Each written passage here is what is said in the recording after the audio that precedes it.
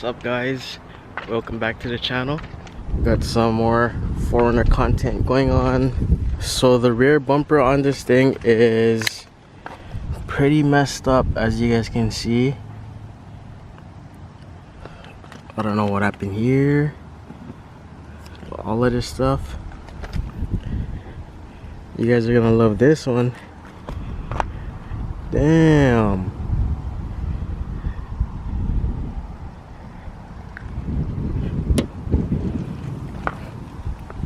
So this is like one of the biggest flaws of this car, which is also probably, I guess, why this thing was pretty cheap, but it's nothing we can't fix. So I have a rear bumper in there that I got from Facebook Marketplace,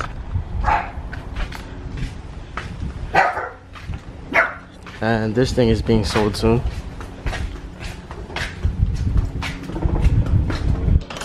Look at the gang. Jackson and Chloe had kids.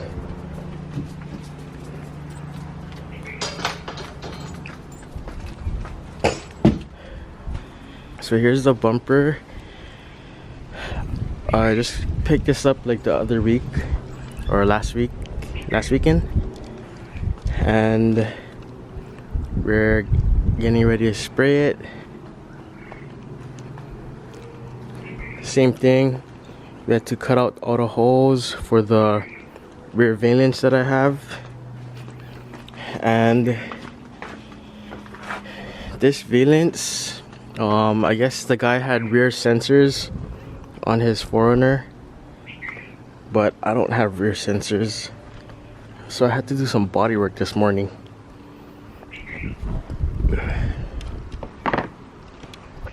So pretty much shaved off the holes. It's nice and smooth, and we're getting ready to repaint this as well. I was kind of a bit bummed that we'll have to repaint this, because the OEM color, or like the OEM paint on this thing, was like super nice still, but that can help. And I didn't want to run this thing with holes, so kind of didn't have a choice.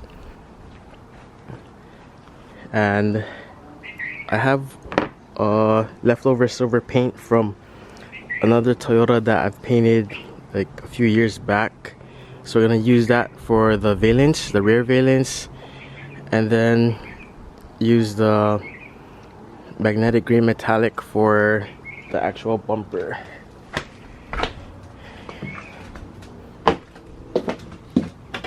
So we got the silver here, either one of these, it's the same code.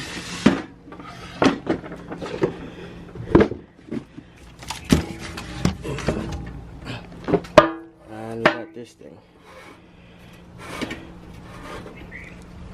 So this is actually my leftover paint from the 240 that I had like years back. The 240 that I had, I actually used the magnetic gray metallic, the same color as the 4Runner, for the base coat of the 240, which is why I have this big gallon. So that's, I guess, convenient. But we're gonna go ahead and set up the gun and get this spraying.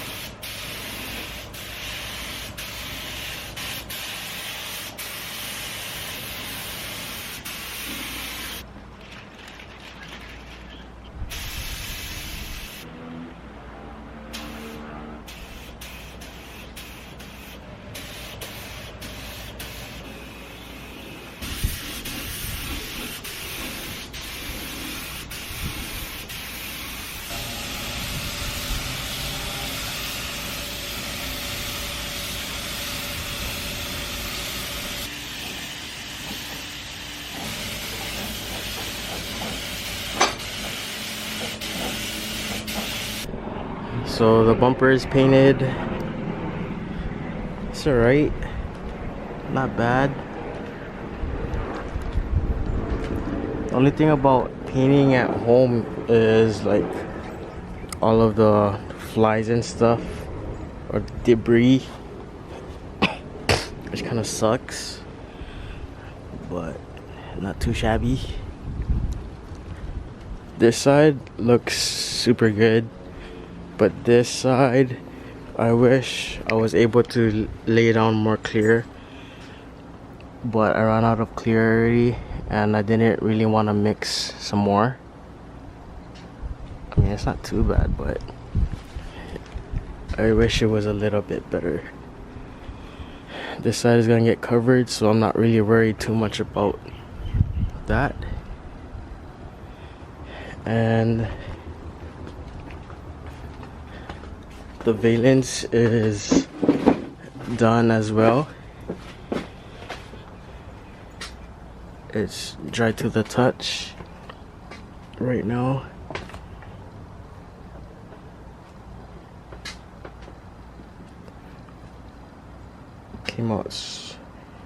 Came out super good, super shiny. Barely any orange peel or anything, and you could barely tell the parts that I patched, so I'm stoked on that. So now I just gotta clean everything up and I'm gonna let it dry and we'll get to putting it on another day. So I'll catch you guys when that day comes.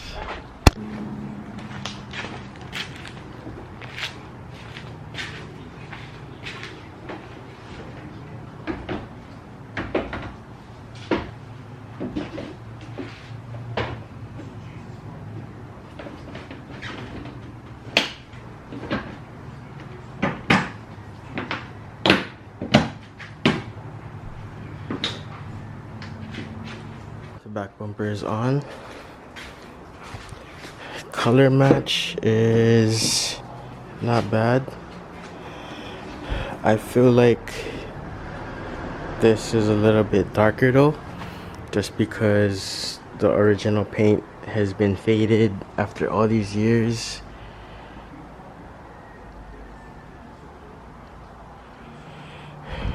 So hopefully it's not too bad. But other than that, all tabs are cherry. They hold up well. Finally have the rear valence on. You can kind of see it here, but it's alright. This will do for now, until we end up painting the whole thing. But I gotta save money for now, you know what I mean?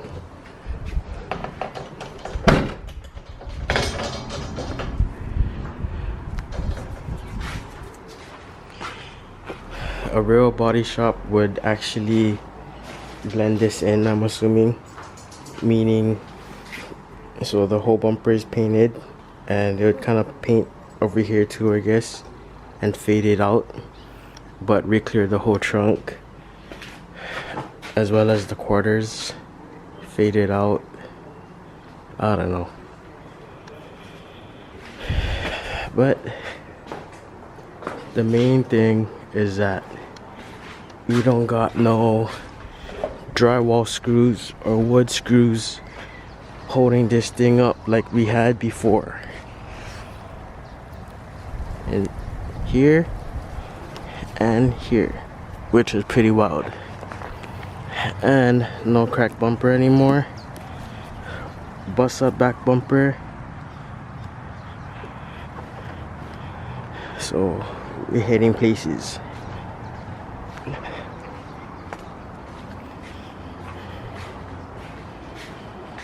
So I'm gonna go ahead and put everything back together. I wasn't able to finish the video yesterday, but here it is. I got it all buttoned up and put back together. It's not bad, but the thing for me is that the bumper looks darker than the actual body. You can kind of see it, but here you can tell very well. Like certain angles it looks fine, but to be honest it bothers me. So like over here it doesn't look too bad,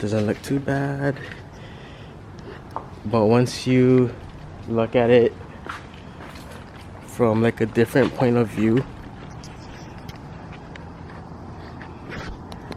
like here you can kind of see the difference. Even though the top looks darker than this, I guess it's how the metallics lay down, but that's just the hard thing about painting stuff. This is pretty much new paint. This is the existing paint, and I feel like the existing paint has faded, which is why the existing paint looks darker than the new paint. But what I'm planning to do is probably paint like a little bit of the quarter and a little bit of the top of the bumper. The back side isn't too bad.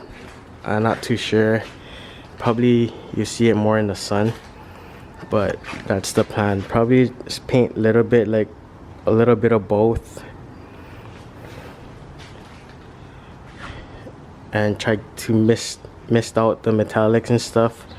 I don't know. This is my first time actually like blending, and I bought some spot blender spray so you don't see the seam. I mean, I'm not gonna tape it, but if you guys know what spot blending is, you guys probably don't, but that's what they call it. But there's a first for everything, and this is my first time spot blending. The way I've blended stuff in the past would be to do your base coat, feather it out, blend it, but you'd have to re-clear the whole quarter panel, and it goes all the way up there, and that's like a lot of clear already. At that point I feel like you might as well just paint the whole car, but we're not trying to do that because everything else is still in pretty good shape, so I don't really want to touch it. So yeah, we'll see how that goes. I turned the car around just so you guys can get better visuals of the rear end in the sunlight. So right there you can kind of see that it's more darker.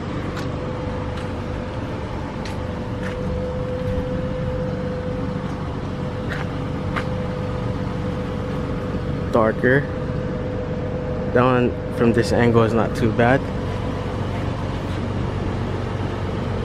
And I don't know, I guess from this angle it doesn't look too bad either, but it still kind of bothers me. So yeah,